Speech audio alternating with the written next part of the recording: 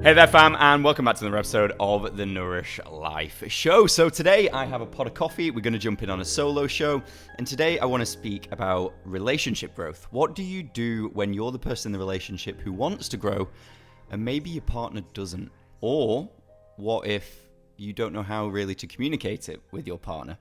Now, I've worked in a multitude of industries. We've helped a lot of businesses and brands throughout a lot of different industries. And more to the point, we've helped a lot of people. And one of the biggest things that I found is when it does come down to personal growth, change, transformation of some sort, when it comes into the relationship realm, it can become a little bit tricky.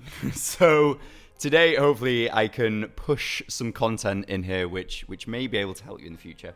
Now, if there's one do not do, and this is the one which I see so often people do, is when you embark on this journey of change and you start learning new things. If you're in a relationship or you've got your partner, the worst thing you can do to bring them into what you're doing is point out everything that they're doing wrong. One of the biggest mistakes I see made time and time again is when someone's read a book, someone's listened to a podcast, someone's got the new knowledge of awareness, and then starts to point out all of their partner's flaws, all the things that they're not doing, all the things that they maybe are doing that aren't helping them. And this really becomes a point of resistance and friction.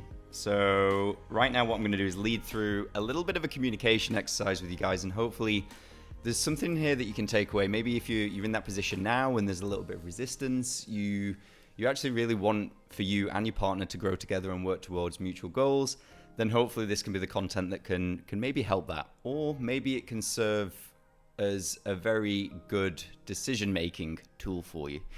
Now, point number one with this, everything starts from awareness. When it's in a relationship as well, you've got to be fully aware of what you want, A, for yourself, but also within the relationship.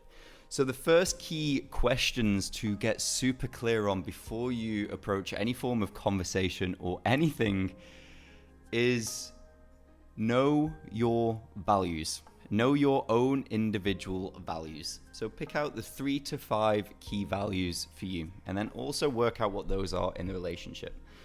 A lot of the time, people's can be growth and communication. And if they're not living up to those within the relationship, it's always going to lead to them hitting their head against a wall. Because if those are your 2 core values, and I know those are for me, if those aren't being exercised, I feel like I'm not living up to those values on a day-to-day basis. That's always the point where I'm going to feel like I'm running into a wall. So that question number 1 for awareness is know your values. Know your personal values, but also know what you want those values to be in the relationship.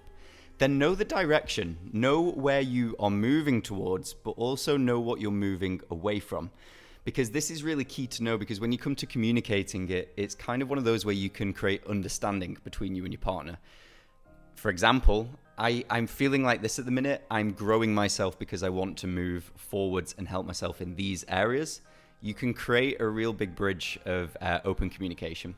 And then more to the point, why? What's the real reason why you personally want to grow? And again, those are the 3 questions where you can really start to communicate from a really clear place, knowing what you want, knowing who you are, but more to the point, creating a reasoning of why you need this in the relationship, why you want this within the relationship, but more to the point, you can communicate it from a place of inclusivity, which will bring me to my next point. So point number 1 on this is awareness. Awareness, awareness, awareness. Know who you are, what you want, your values, your direction, and more to the point, the reasons why. Now, point number 2, this is a big one. This is communication. So we've moved from awareness into communications. Now, the biggest fall down in any relationship is always communication. And there's 2 founding core pillars of any relationship, friendship, work relationship, partnership, you name it, which are communications and trust. Anything that's not communicated well or effectively is always going to slap you in the face, period. So what we want to make sure here is that you are going into this open communication where you're explaining why you want to grow, why you want to transform, but also how it's going to benefit the relationship, the partnership, and also your partner. When it comes down to growing in a relationship, you really want to speak from a place of inclusivity. The real issues come when it becomes exclusive or the communication style becomes attacking. Because the key thing to remember here is the biggest fear is that your partner's going to get left behind. And when you start to grow and move forwards, it can create a lot of fear. It can bring up a lot of old insecurities within people. But what you want to do is communicate from a really clear, safe place. Explain that you're growing for the mutual good. Explain that you're growing to benefit the whole. Explain that you're growing and you want to include your partner. Safe communication can really be a game changer when it comes down to bringing growth into the relationship as a whole, but also it can create a safe place for your partner to come in and grow with you. Because, for example, if you're saying, hey, I'm feeling like this at the minute, I want to go and try these practices because I feel that it'll help me and it might move me forwards. I'd really love to do these with you and we could make something of it. You're then creating a place where your partner might actually come with you, or they might not come with you at first, but they might be inspired by what you're doing and then join you at a later date. So it really is a big thing. Create open communication. Remember, you've got to keep these things inclusive, not exclusive. And then we moved into point number 3 here, which is inclusivity. So we've gone from awareness, knowing what you want, knowing where you want to go, knowing what you want from the relationship, the values, X, Y, Z, into communication, opening up a clear, safe place for communication. Point number 3 now is going to move more into inclusivity, which tails perfectly into what we've just been into, which is the communication. Here, really create inclusivity. Yes, you might be clear on the things that you want to do, all the activities you want to do. You might want to go to all these personal development events, change the way that you're eating, go to yoga classes, go to the gym.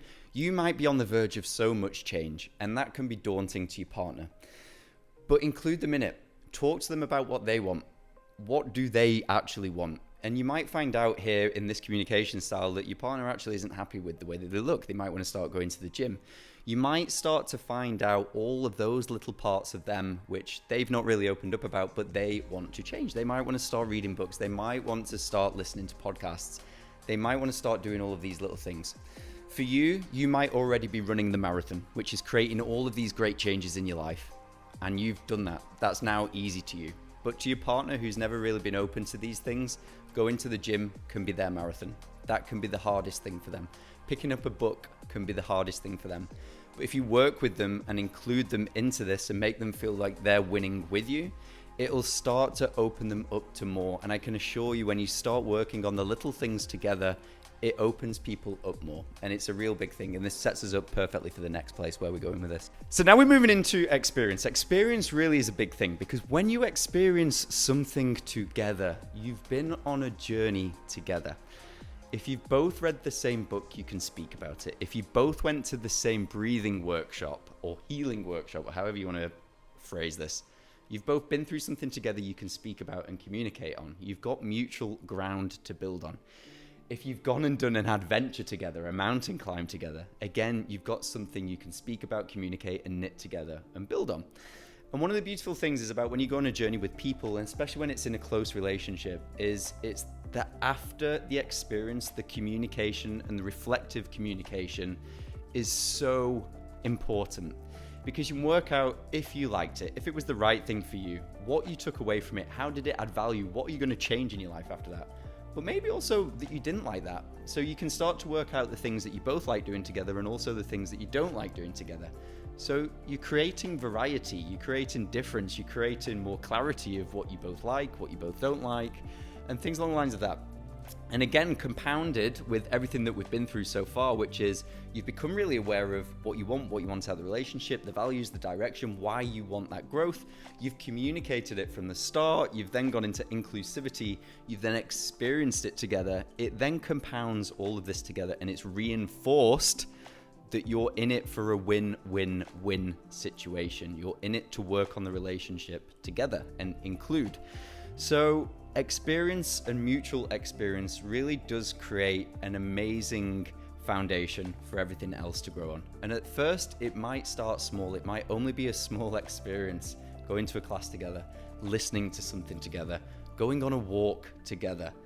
Could even be speaking and communicating openly with each other for the first time. That maybe could be the first thing, but it's that mutual experience which creates such sturdy ground to build amazing things up off. And then the final part of this, which I've literally just spoke about and maybe taken this section away in the previous experience point, but the final part of this is reflective communication. Once you've been through it together, is the ability to communicate, reflect What did you both like? What did you both take away from it? What was your journey? What was your experience like?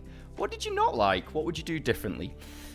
The ability to reflectively communicate is the ability to redirect the ship. You can either keep the ship moving in the same direction, or you can change the course and realign it onto a different path.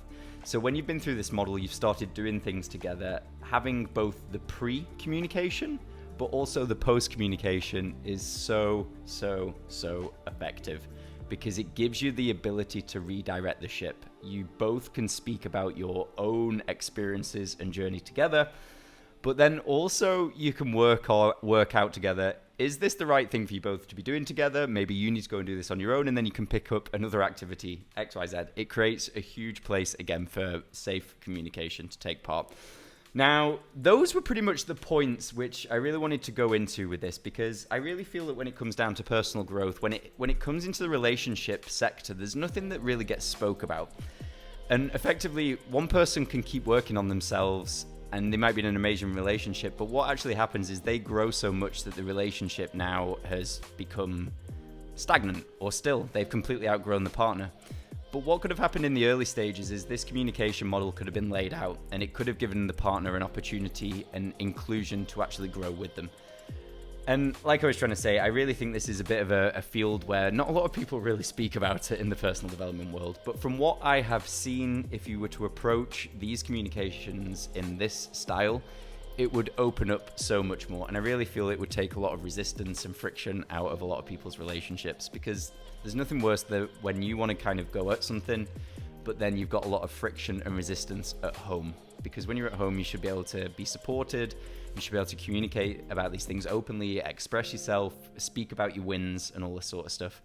And communicating in this style, like bringing it up, creating the inclusivity, creates a mutual playing field where you both can win. Now, I really hope that this content can go out there and help you if you maybe are in that position, or maybe you are embarking the early stages of growth and you really do want your partner to come along with you on that journey as well.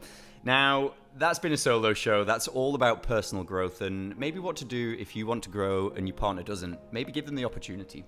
So anyway, guys, till next time, go and live the nourished life. But more to the point as well, if there's content in here which you feel can go out there and help someone else, simply take the URL, copy it, send it to a couple of friends, or just simply take a screenshot, share it on your social media channels. Let us know where in the world you're tuning in from, but more to the point, let us know what you've taken away. It really does help us know if this content's getting out there and really hitting with you guys. But anyway, like I just said, go and live the nourished life. Ready to break the mold? Learn more about leading a nourished life by visiting the Nourish Group and Simon Hall on Facebook, Instagram, LinkedIn and Twitter. Take a screenshot, tag in @Simon Hall BC and let us know you're listening on socials.